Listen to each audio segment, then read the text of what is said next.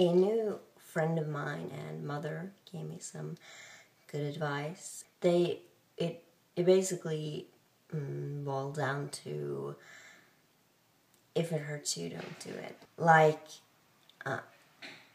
if you're suffering, why suffer more? As in, like, if you have a broken leg, you shouldn't walk on it, even though you may want to, because even though maybe you're not like super enthusiastic about like walking in general, but if anything, you know, if nothing else, you want to walk for convenience, because it's convenient to be able to walk around. So you'll want to walk on that broken leg, but you obviously shouldn't. And when you put it in such a way, it becomes quite clear that, you know, it makes sense that maybe you shouldn't be walking on the broken leg, because you'll only make it worse. Instead, you need to rest. So I have decided not to do the thing. For me, it only brought anxiety and stress and sadness and like panic, and it wasn't working for me. Some of you left comments saying that you don't like your job. The workplace can be rough. Sometimes there are people you don't like, or even if the place itself is nice and has a good atmosphere, you have no interest in it. And I know that sometimes you have to do things you don't want to do or necessarily like to do. But many of you have to go to boring jobs that you don't like or that you're tired of, but you have to. It's a have to. And it's necessary to live. And I understand that. And the thing is, it's in any situation, it's not all black and white. It's not, you can't say this or that. It's not as simple as that. And what you have to understand too with me was that this thing was like in a few weeks of it, it was like an investigation, like an evaluation of what I could and couldn't do. It was to see what I was best at, and some of it was silly. Some of it had really silly tasks, and in theory, I loved it. I thought that going there would be amazing, that I would go there and do these simple tasks and ride home on the bus afterwards and feel like I did it. I can rule the world like I did back during spring when I made a video and came straight out of a meeting. I was like, oh yeah, walking, doing public vlogging with my camera and just being like, just came out of a meeting, I'm awesome, and I got a job thing coming up. And then Belle died, and the summer has been a roller coaster of mess. And then it was time, you know, suddenly, and without really realizing what I was doing, I was going through the motions, and suddenly I've been like, yeah, meeting, yeah, another meeting, okay, it's set, I start on Monday. Wait, what? Wait, I start on Monday? What am I gonna do on Monday? I start on Monday? I don't want to start on Monday. Wait! And I panicked, and everything went bad. This thing was something that I chose to get out there and have something to do. This evaluation could last up to 6 weeks, and would last up to 6 weeks for me, except I was sick for a week and a half and skipped the second half of the week even though I was healthy. And then I thought, no, come Monday, I'm gonna do what will be my second day, and it's gonna be awesome. And like 95% of all my strength went into thinking, breathe, you can do this, stay calm. So it was really frustrating to only have 5% to actually do my thing. And then I lifted my papers. And when I last, my one and only day there, she said, look at this and see what you want to do tomorrow. And I looked through it, and whenever I looked through it, I would just freak out. Because even though they're really simple tasks, I just feel like I get stage fright and I panic. Like, you're supposed to do this, and supposed to do this and this and this, and I am not in the right mindset to be even remotely motivated. I feel like I only did it because I have to, but it's not a have to because I chose it. And this wasn't right for me. And even if it's right, even if this is something that I could do, I can't do it right now. It's the wrong time. There's too much going on in my head that I need to deal with, and I need to do other things. I'm gonna get out there.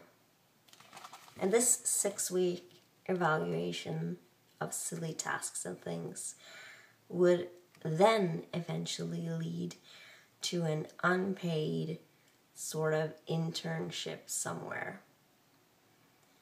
That's all I wanted. I wanted to get out for a few hours a week, or once a day in a week, or like anything. Because I never got out except to walk Belle. And now I don't even do that. But I have been out 3 times on my own since then. 3 times. And I'm going to keep doing that because I know it's important. I did go to the forest eventually. I recorded a very long video. So I took the first step to do that. So I decided not to go to the thing. And the woman there was such a human being. She was very genuinely nice. And I liked her a lot.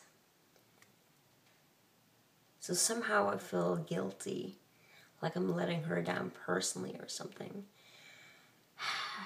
The thing is, the biggest thing that's bugging me about giving up on this thing is that I didn't only want to prove to myself that I could do this, but to everyone else.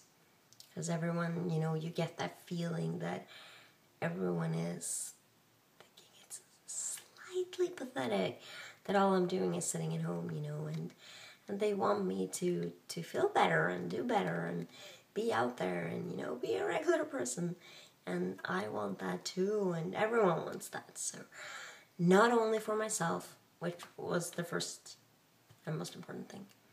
Secondly, I wanted to show everyone else too that I could do it, But it was the wrong thing. And I'll prove it in other ways that I can get out there and do things the right way. Because this was all wrong. And I do feel, I literally couldn't go there. I had something close to like a nervous breakdown. I don't know what defines a nervous breakdown. Maybe I actually had one. I don't know. My mother, she came and sat with me and talked a lot. And I didn't talk at all first. And then it was a mess. And I feel weird about quitting. I feel like maybe I made the wrong choice. At the same time, every time I try to go there, I would literally just panic. So I couldn't do that. So I kind of felt for a moment like I couldn't go there. I couldn't stay at home. I couldn't travel back in time and do things differently. I can't go to the future. I can't even stand to be in the present. So I couldn't go there, anything, and everything was just screaming, So that's terrible. So now I'm skipping the thing. And I decided to focus on something else. Something that I considered maybe doing at the same time or something once this thing led to that unpaid thing. I'll do something for myself. I'll get a hobby or something. I'll take walks without Belle. I will start doing physical therapy again. Something that I've needed for many years for my neck and my back and my everything. And that will get me out there. But in other news, which I'm going to repeat in another video, so everyone can know about it and it can be entirely cheerful. For years now, I have been walking along the snowmobile tracks and in the forest and everywhere, and I've been mentioning listening to a podcast. It's a podcast with Greg Proops as a host. He's one of my favorite comedians, and he is coming to Sweden with his podcast, and he's been teasing with that for a long time. He does travel tour all around the world, and he's been to Norway and to Finland, and that's so close and yet so far away that I haven't been able to go. I haven't been able to afford to go, but now he's coming to Sweden, to Stockholm, and I have already bought my ticket. So I'm gonna go see the one funny person that's really, some weeks really kept me going by listening to his stupid, beautiful rants of improvised comedy and personal tales and madness. And the podcast is called The Smartest Man in the World. And you can find it a little bit here and there. You can go to gregproops.com if you'd like to hear it. It's quite a wonderful mix of things and stories and news, politics, sometimes even baseball, which is amazing that he keeps me listening to that, because I don't understand anything about baseball, nor do I much care about baseball, but he keeps me captivated because he tells things in such a light and funny way, and he's very eloquent, and it keeps it interesting. And in October, I will get to see him live and presumably talk to him. He tends to talk to people before the show, and I don't think the venue is that big. I don't know, actually. Anyway, I might get to say hello to him. Either way, I don't care. I get to see him live. So that makes me happy. And in the end, I think this was the right choice.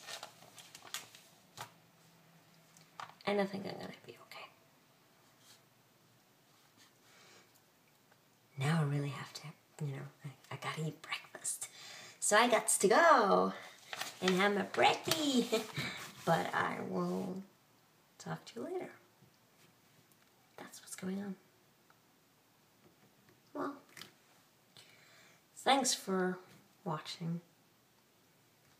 I'll see you later.